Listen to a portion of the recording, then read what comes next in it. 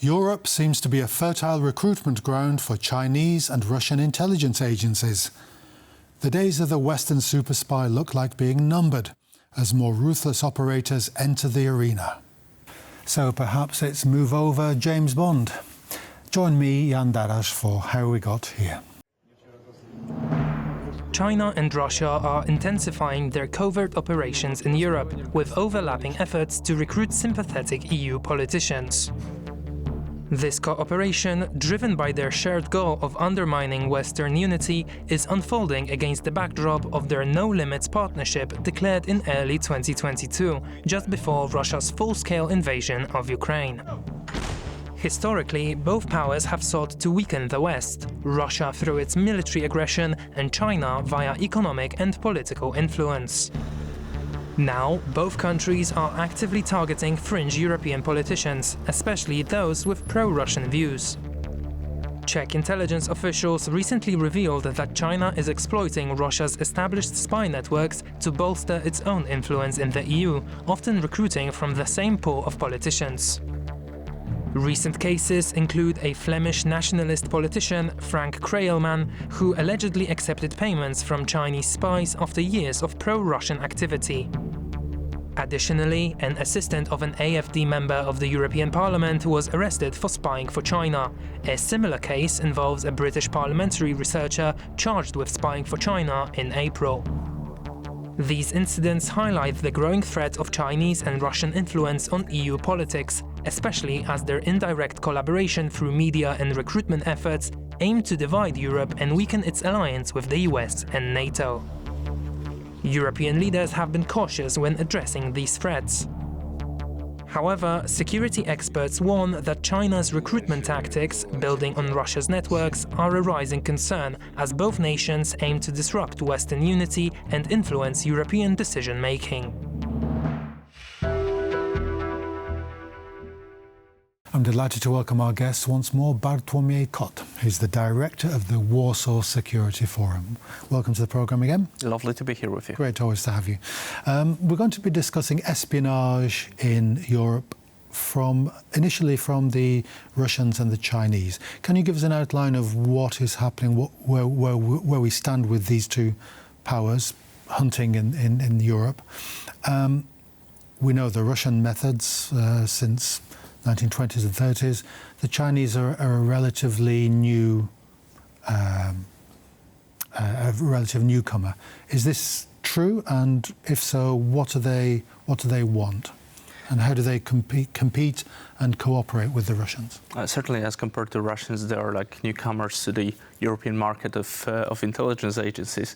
But the truth is that there is also a rise in human intelligence. Once again, we are back to the old game. There was a time, especially in Europe, when European agencies were not investing a lot into the human intelligence, thinking that after the Cold War time, there would be only the espionage activities, the intelligence activities, or rather actually counterintelligence activities that were mostly conducted on the side of the European agencies. There will be conducted rather through the signal intelligence. Yes, SIGINT rather than human. Yes, with the use, of course, of new technologies.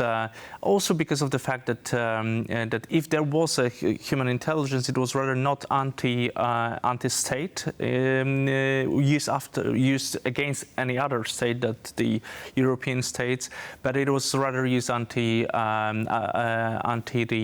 some kind of the non-state actors like terrorist organizations, etc., etc. But it was certainly a time where European agencies were not using a lot of the human intelligence. There were this funding, this kind of activities. Whereas at the same time, Russians and Chinese, they actually did not lose this factor. They did not lose this object, this tool in their toolbox of spying activities against the European powers and also the US, certainly. So the fact is that both Russia and China were very much active on the European market in that sense, and they were actually pumping a lot of money and in also establishing some entities such as think tanks, such as some kind of cultural conferences and all that. Yes, activities that were very much present undercover, not necessarily through the embassies, as it was the case during the Cold War time, but rather through like NGOs, etc., etc. So they are present, and we should be actually very much aware of this fact, given the fact that we on our side were actually not very much spending a lot of money on especially the counterintelligence actions. The methods of the Russians are very aggressive and very proactive, shall we say. What are the methods of the Chinese? Have they got a different attitude, a more, I don't know, Eastern indirect approach to espionage in Europe? The Russian activities were certainly very aggressive, also with the usage of poisoning, the actions that were literally targeting the lives of the people the Kremlin wanted to target, and they were using their special services, including the intelligence agencies, in these cases. But they were aggressive because of the fact that the Kremlin knew that there won't be any counteraction, or that actually the counterintelligence agencies of the European countries are not capable in terms of their manpower to actually to counteract on these actions. I suppose that right now it might be changing. Of course, they're still very aggressive in terms of doing sabotage activities, non-kinetic also actions in Europe. But they have to right now rate the stakes are differently as they used to prior to the full-scale invasion in Ukraine.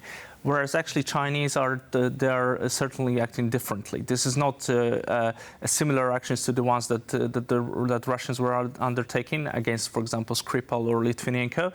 It is actually rather investing into the human capital, into this non-direct espionage activities, such as, for example, establishing the entities such as NGOs, conferences, etc., etc.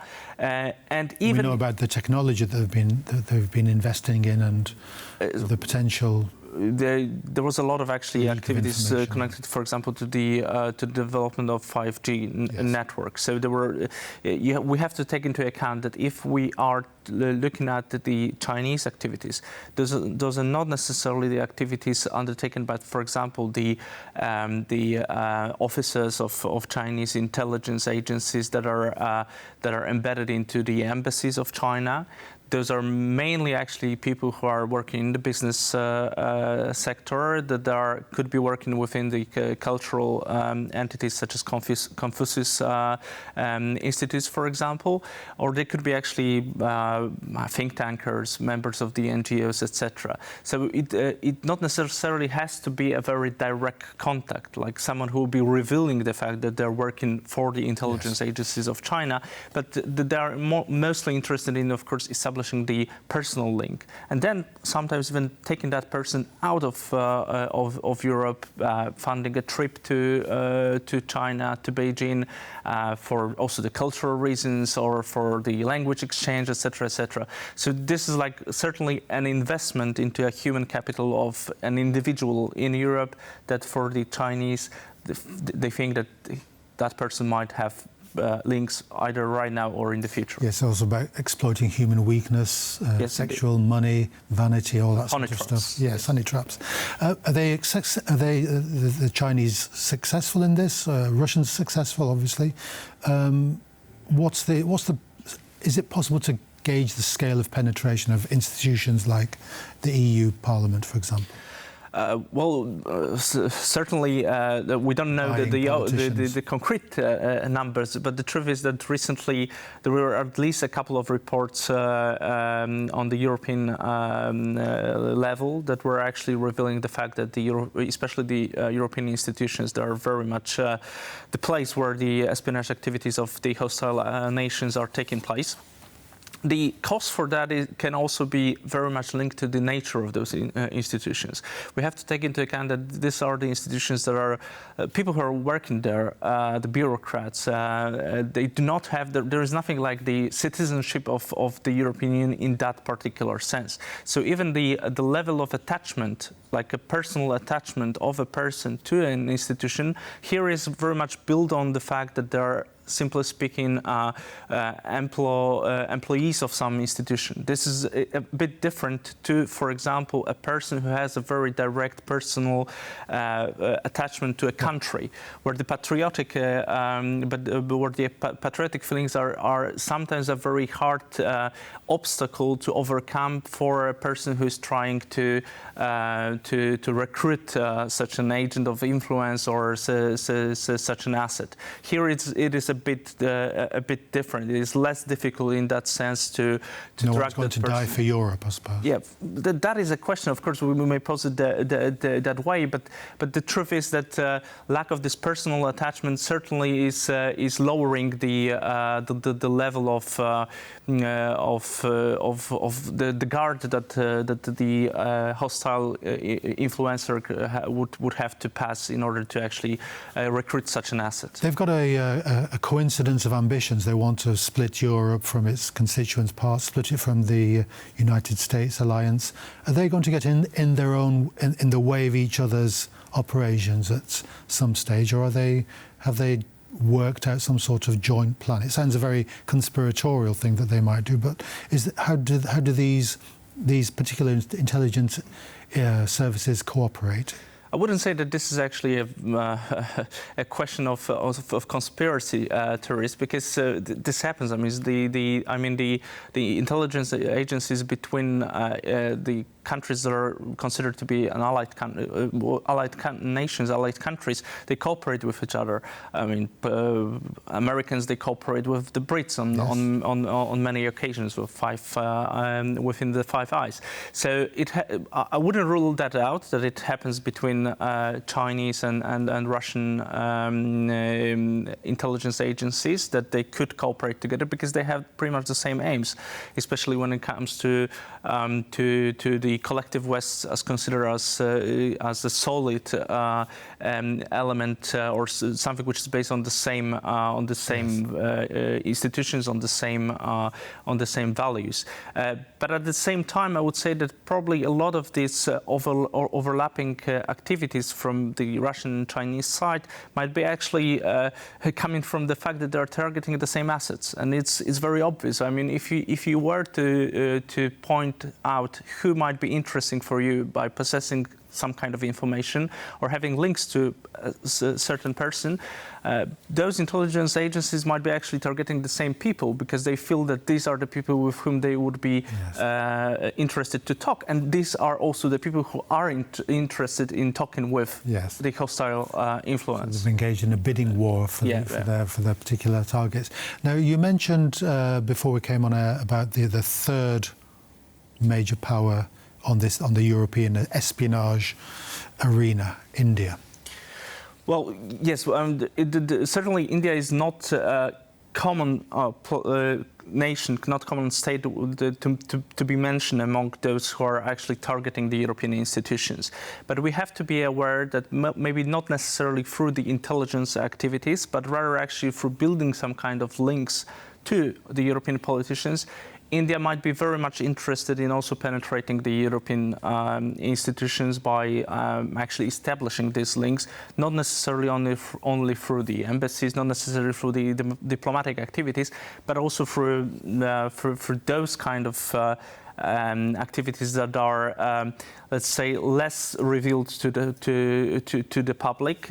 Indians have their aspirations, they have their interests, and they have money to do that. So I would say that we as Europeans, considering that through the sense of the European Union, should be very much aware that the external powers that are interested in penetrating the European market, also by acquiring some kind of information that are clandestine at this point, would be doing that. And whether that would be in Brussels or in Vienna, which is also the place where things like that happen, they will be doing that because that's how we got here. I mean, that's where it's still happening. I mean, the Cold War in that sense never stopped. Yes, I mean, these sorts of wars are always ongoing.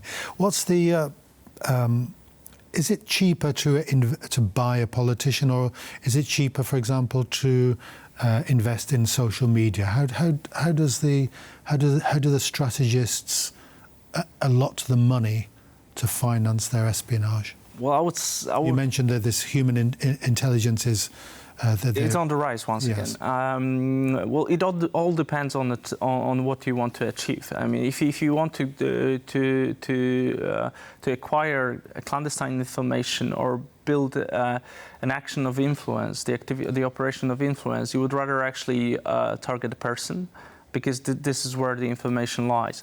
If you want to spread disinformation, of course you can do it also through the agents of influence. That is also very much profitable. Right now, the influencers also in social media are playing pretty much the same role as politicians do in terms of the capability to impact the political narrative. But the truth is then the social media would be rather used for the sake of spreading information, which is certainly cheaper. It can be done not necessarily by the person who is living in Europe or staying in Europe. We could do it from China or from Russia. Center in India. But it all depends on the aim. It all depends on what you want to achieve through this kind of action. A final question to Mr. Kot. What is the state of the European response? In terms of the counterintelligence, we see these new espionage series coming onto our streaming services. It seems still very this cloak and dagger stuff, but it's a very brutal game, isn't it? And are we brutal enough to play it? We are re-establishing our capabilities in that sense. In fact, when we look at the Western world, it is certainly the Anglo-Saxons that have never actually lost the possibility for this kind of actions. The US, the UK, Five Eyes in general, Australia, even New Zealand. We in Europe are certainly re-establishing those capabilities. I would say that at this point, reinvesting into the counterintelligence is extremely important, but also reinvesting into intelligence agencies, because we have to be not only defensive in that regard, but also offensive. I mean, that's the goal. And the last thing I would underline here, especially when we talk from the Polish perspective or from the Central Eastern European perspective, we have to completely change the paradigm of our approach towards our own intelligence and counterintelligence agencies. Those are the officers working in those services are there because they are working for the sake of our country, for the sake of our nations, and they should be supported in a sense by our societies, and not only considered as something secret, something which is there's a whole baggage to the Eastern European. This is the post-communist baggage that we have to overcome, because right now we are on the other side of the fence. Yes, war in the shadows again. Bartłomiej Kot, thank you very much for coming along. Thank you for having me. So that's it. Join us again next time for How We Got Here.